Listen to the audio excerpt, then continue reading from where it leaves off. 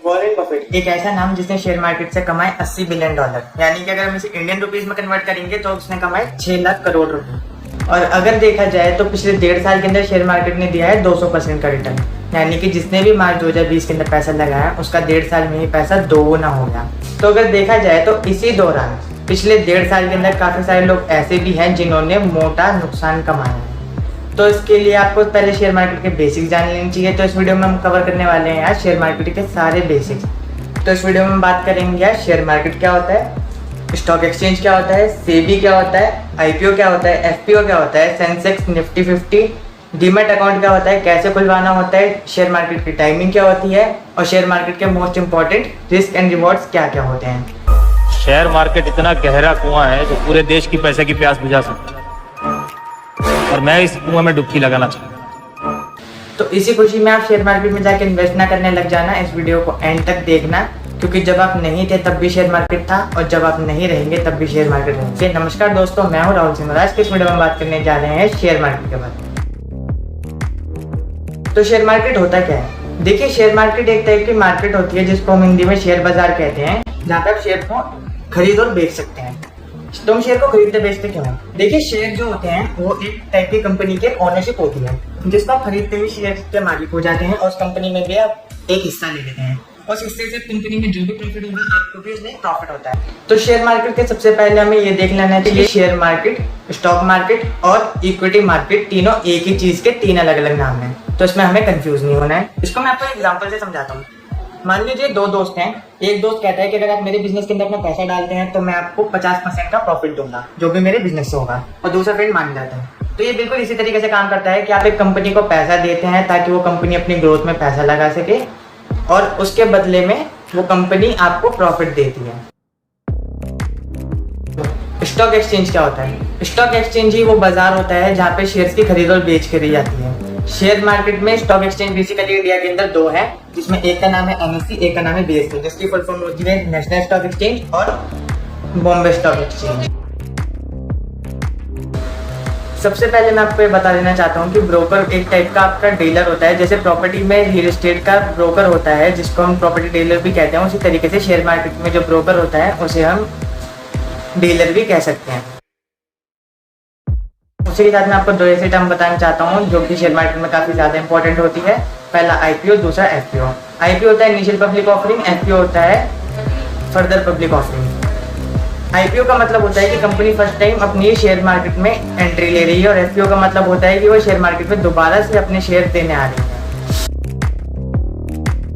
तो share market काम कैसे करता है? शेयर मार्केट बेसिकली इस तरीके से काम करता है कि एक कंपनी सेबी के पास जाती है और कहती है कि हमें अपना एक आईपीओ फाइल करना है और जिससे हमें शेयर मार्केट में रजिस्टर हो जाना है। शेयर मार्केट में आने के लिए जब सेबी के पास में वो फाइल आती है, डीआरएस की फाइल, तो अगर कंपनी ने सारे रेगुलेशन अच्छे से पूरे किए होते हैं तो सेबी शेयर मार्केट के अंदर कंपनी को आने देता है। कंपनी को शेयर मार्केट में आने के बाद में ये सिस्टम कुछ इस तरीके से चलता है। सेलर अपने ब्रोकर के पास जाता है और कहता है कि मुझे शेयर को बेचना है। ब्रोकर उसको स्टॉक एक्सचेंज में जाके बेचता है और स्टॉक एक्सचेंज के अंदर दूसरे ब्रोकर होते हैं जो कि अपने बायर के लिए स्टॉक्स को खरीदने आए होते हैं। तो पहले के जमाने में रिंग सिस्टम पे काम किया करता था, यानी कि एक बीएससी की रिंग हुआ करती थी, उसके अंदर ब्रोकर शेयर्स को बेचने और खरीदने आते थे। वहाँ पे ब्रोकर के लोग उस शेयर्स को खरीदते थे और बेचा करते थे। लेकिन आज के टेक्निकल एरा के अंदर ऐसा सिस्टम नहीं चलता है। अब सब कुछ ही डिजिटलाइजेशन हो चुका है और अब तो आप ऐप में ही सेकंड बाय सेकंड अपने शेयर को ऊपर नीचे जाता हुआ देख सकते हैं। तो एक कंपनी शेयर मार्केट के अंदर आती है। देखिए, इसके बेसिकली आप चार्ट में देख सकते हैं कि अगर एक कंपनी शेयर मार्केट में आती है तो उसको पैसा उठाने के लिए किसी भी तरह का इंटरेस्ट पे करने की जरूरत नहीं होती। लेकिन अगर वही पैसा अगर वो किसी डेट फंड से लेती है या फिर किसी बैंक से लोन पे लेती है तो कंपनी को एक मोटा इंटरेस्ट रेट देना पड़ता है।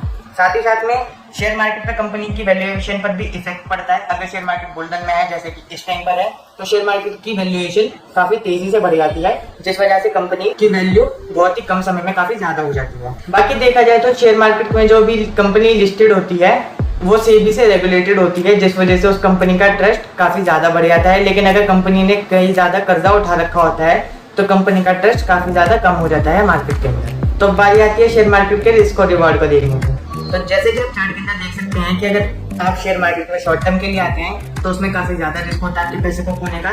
लेकिन अगर आप लॉन्ग टर्म के लिए आते हैं यानी कि 20, 30, 40 साल के लिए, तो रिस्क जो है बहुत मॉडरेट हो जाता है।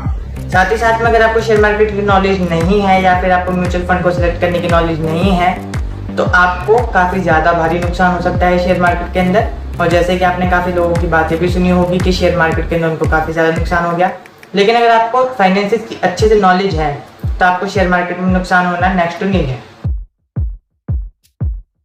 अगला पॉइंट, सेंसेक्स क्या होता है? सेंसेक्स बेसिकली बीएसई में लिस्टेड टॉप 30 कंपनीज का कलेक्शन होता है। इसी तरीके से निफ्टी 50 होता है जो कि नेशनल स्टॉक एक्सचेंज के अंदर लिस्टेड टॉप 50 कंपनीज होती है। इन दोनों इंडेक्सेस की हमें जरूरत क्यों होती है? इन दोनों इंडेक्सेस की हमें जरूरत इसलिए होती है क्योंकि अगर आप देखें कि टॉप 50 कंपनी जो होती है देश की, वो बाकी की 4000 कंपनी से ज्यादा वेटेज रखते हैं, यानी कि वो कंपनी इतनी ज्यादा बड़ी होती है जो 4000 कंपनी से भी ज्यादा वैल्यूएशन रखती है मार्केट कैपिटलाइजेशन में। अगला पॉइंट, स्टॉक प्राइस कैसे सिलेक्ट किए जाते हैं स्टॉक मार्केट के अंदर। इसी पॉइंट में आपका ये भी क्वेश्चन क्लियर हो जाएगा कि स्टॉक मार्केट इतना वोलेटाइल क्यों है, यानी कितना ऊपर नीचे कैसे जाता है। तो शेयर मार्केट टोटली डिमांड और सप्लाई के बेस पे काम करता है। अगर शेयर मार्केट में देखा जाए तो फॉर एग्जाम्पल आप एक दुकान पे सेब खरीदने जाते हैं, सेब की दुकान पर आपको दुकानदार कहता है कि इस एक सेब की कीमत 20 रुपये है। आप कहते हैं कि मैं इस सेब का 10 रुपये दूंगा, तो आप दोनों मिलके उस सेब को 15 रुपये के प्राइस पे कर सकते हैं। तो इस टाइम पर उस सेब की कीमत 15 रुपये है।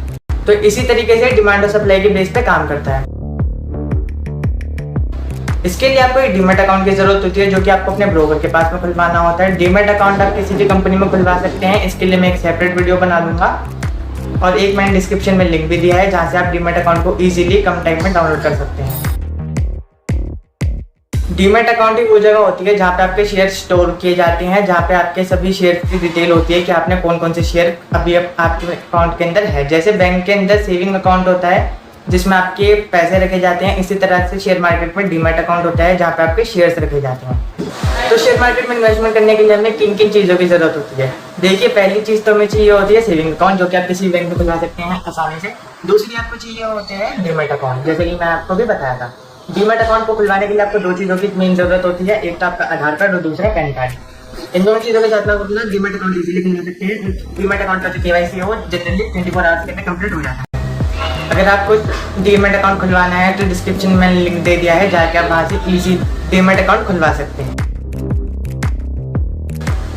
अगले पॉइंट पर आते हैं, शेयर मार्केट की ओपनिंग टाइमिंग क्या होती है, क्लोजिंग टाइमिंग क्या होती है। शेयर मार्केट खुलता है 9:15 पे और 3:30 पे बंद हो जाता है। Share market Monday to Friday चलता है और स्पेशल डेज और गवर्नमेंट हॉलिडेज पे शेयर मार्केट बंद रहता है। अगला पॉइंट आता है intraday trading versus delivery liquidity. इन दोनों को मैं आपको एक चार्ट पे दिखाता हूँ। जैसा कि आप देख सकते हैं कि जो इंट्राडे ट्रेडिंग होती है इसको आप मैक्सिमम 1 दिन तक चला सकते हैं, वहीं डिलीवरी लिक्विडिटी जो होती है उसको आप लाइफ टाइम तक भी शेयर्स को होल्ड कर सकते हैं। इंट्राडे ट्रेडिंग की बेसिकली जो होती है ब्रोकरेज काफी ज्यादा हाई होती है, लेकिन उसी जगह पे अगर आप देखा जाए तो डिलीवरी लिक्विडिटी की जो ब्रोकरेज होती है वो काफी ज्यादा कम होती है। इंट्राडे ट्रेडिंग पे आपका कंट्रोल पूरी तरीके से नहीं होता है शेयर पर, क्योंकि जैसे ही मार्केट क्लोज होने वाला होता है तो कंपनीज के रूल के हिसाब से आपके शेयर करंट मार्केट प्राइस पर सेल कर दिए जाते हैं। वहीं डिलीवरी के अंदर आप अपने लाइफ टाइम का कंट्रोल कर सकते हैं कि आपको शेयर कब खरीदना है और कब बेचना है। अगर वॉलेटिलिटी की बात करो तो शेयर मार्केट जो लॉन्ग टर्म होता है उसके अंदर काफी कम इम्पैक्ट कर पाता है, लेकिन डे टू डे जो वॉलेटिलिटी होती है शेयर मार्केट के अंदर उसके हिसाब से अगर देखा जाए इंट्राडे ट्रेडिंग के अंदर शेयर मार्केट में वॉलेटिलिटी काफी ज्यादा हाई होती है, जिस वजह से आपके शेयर में लॉस होने के चांसेस काफी ज्यादा हो जाते हैं। अगला पॉइंट, पी रेशियो क्या होता है? पी रेशियो का बेसिकली जो फॉर्म होता है वो होता है प्राइस टू अर्निंग रेशियो। जैसे कि आप चार्ट पे देख सकते हैं कि पी रेशियो का जो फॉर्मूला होता है वो होता है share price upon earning per share. Earning per share आप कंपनी के प्रॉफिट एंड लॉस अकाउंट से भी निकाल के देख सकते हैं। इसके एग्जांपल से समझा देता हूँ कि हम एग्जांपल ले रहे हैं रिलायंस इंडस्ट्रीज का। रिलायंस इंडस्ट्री का जो करंट शेयर प्राइस है वो है 2090 और जो उसका अर्निंग पर शेयर है वो है 74.65। इन दोनों को जब हम डिवाइड करके इसका अर्निंग पर शेयर निकालते हैं तो निकल जाता है 28, यानी कि शेयर प्राइस अभी महंगा है। इसको कैसे हमने बताया इसको हम अभी आगे देखते हैं। शेयर मार्केट में पी रेशियो मैटर क्यों करता है? देखिए, इसको एक सिंपल से एग्जांपल से आपको समझाने वाला हूँ। जैसे कि आप अपने चार्ट पे देख सकते हैं कि जब पी रेशियो 10 होता है इसका मतलब होता है कि आप 1 रुपया कमाने के लिए 10 रुपये लगा रहे हैं, और अगर पी रेशियो 30 है तब आप 1 रुपया कमाने के लिए 30 रुपये लगा रहे हैं। तो जब आप कमाना ही 1 रुपया है तब 30 रुपये लगा के क्यों कमाओ? आप उस पैसे को, अगर आपको 3.3% ही रिटर्न मिलना है साल का, तब आपको सीधा इसको एफडी में रखना चाहिए, जिससे आपको कम से कम 6 से 7% का इंटरेस्ट मिले। साथ ही साथ मैं आपको पी रेशियो का एक बहुत ही इंपॉर्टेंट लेसन दिखाने वाला हूँ। जैसे कि आप अपने चार्ट पे देख सकते हैं कि साल 1999 के अंदर पी रेशो 12 था, लेकिन उसका रिजल्ट था 105%, यानी कि शेयर मार्केट 105% ऊपर गया। वैसे ही 2003 के अंदर पी रेशो 11 था, लेकिन जो उसका रिजल्ट था वो 116% पॉजिटिव नहीं। वहीं 2008 के अंदर पी रेशो 10 था, वहीं पे शेयर मार्केट का रिजल्ट 130% है। वहीं पे सिर्फ एक एग्जांपल नहीं है, अगर मैं आपको दूसरी तरफ से दिखाऊं तो आप ये देख सकते हैं कि सन 2000 के अंदर पी रेशो 28 पर था, लेकिन शेयर मार्केट 53% तक गिरा। वहीं पे 2008 के अंदर शेयर मार्केट का पी रेशो 28 पे था, वहीं मार्केट 64% नीचे गिरा, यानी कि जिसने भी अपना 100 रुपये लगाया उसका सिर्फ 36 रह गया, सिर्फ एक साल के लिए। तो देखिए, बात एकदम सिंपल सी है। पी रेशो से आप ये पता लगा सकते हैं कि आपको इन्वेस्टमेंट पे कितना प्रॉफिट होने वाला है, क्योंकि अगर आपने इन्वेस्टमेंट अगर महंगे पे कर दी तो आपका पैसा डूबने ही वाला है। अगला पॉइंट है फ्यूचर एंड ऑप्शंस। तो शेयर मार्केट में फ्यूचर एंड ऑप्शन काम कैसे करता है? देखिए, जो फ्यूचर एंड ऑप्शंस होता है उसका सिंपल सा फंडा है कि आप किसी से पहले ही एक डील कर लेते हैं कि 1 महीने बाद मैं आपसे ये प्रोडक्ट खरीदूंगा, अगर इस प्रोडक्ट का प्राइस आगे जाके महंगा भी हो जाता है तो भी आप मुझे इसी प्राइस पे बेचेंगे, लेकिन इसके बदले में आपको एडवांस अमाउंट भी देनी पड़ती है। लेकिन अगर आप उस एडवांस अमाउंट को देने के बाद में उस प्रोडक्ट को 1 महीने बाद नहीं खरीदते हैं तो आपका एडवांस अमाउंट जो होता है पूरी तरीके से डूब जाता है। इसलिए जो फ्यूचर एंड ऑप्शन से थोड़ा सा रिस्की हो जाता है कि अगर आगे जाके उस प्रोडक्ट के प्राइस बढ़ जाते हैं तो ही आपको प्रॉफिट होता है, लेकिन अगर उसके प्राइस नीचे गिर जाते हैं तब आपको प्रॉफिट की जगह उल्टा लॉस हो जाता है। अगला पॉइंट आ जाता है कमोडिटीज। कमोडिटीज होती है basically gold, silver, aluminium, brass, copper, crude oil और गैस। ऐसे काफी सारी चीजें होती हैं जिसके अंदर आप कमोडिटीज में पैसा लगाते हैं कि अगर इस चीज का प्राइस 1 महीने में बढ़ जाता है तो आपको उसका प्रॉफिट हो जाता है।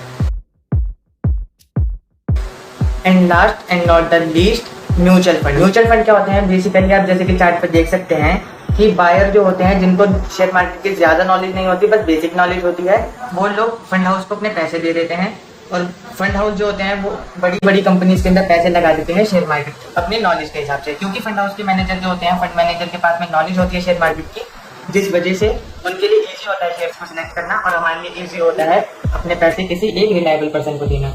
म्यूचुअल फंड कैसे सिलेक्ट करना है इसके लिए एक डिफरेंट वीडियो आएगी, अगर आप रिक्वेस्ट करते हैं तो मैं उस पर एक सेपरेट वीडियो बना दूंगा। साथ ही साथ जो म्यूचुअल फंड होते हैं, जो उनकी फीस होती है वो होती है आपकी इन्वेस्टमेंट का कुछ परसेंटेज ऑफ अमाउंट। जैसे कि फॉर एग्जांपल, अगर आप 100 रुपये इन्वेस्ट करना है तो आप 1% फीस म्यूचुअल फंड हाउस को दे देते हैं अपने पैसे मैनेज करने के बदले में। तो ये था एक सिंपल सा वीडियो शेयर मार्केट के ऊपर। अगर आपको डीमैट अकाउंट बनवाना हो तो नीचे डिस्क्रिप्शन में लिंक दे रखा है, मैं आपको बता रहा हूँ, वहाँ से आप इजीली एक क्लिक के अंदर ही डीमैट अकाउंट को ओपन करवा सकते हैं।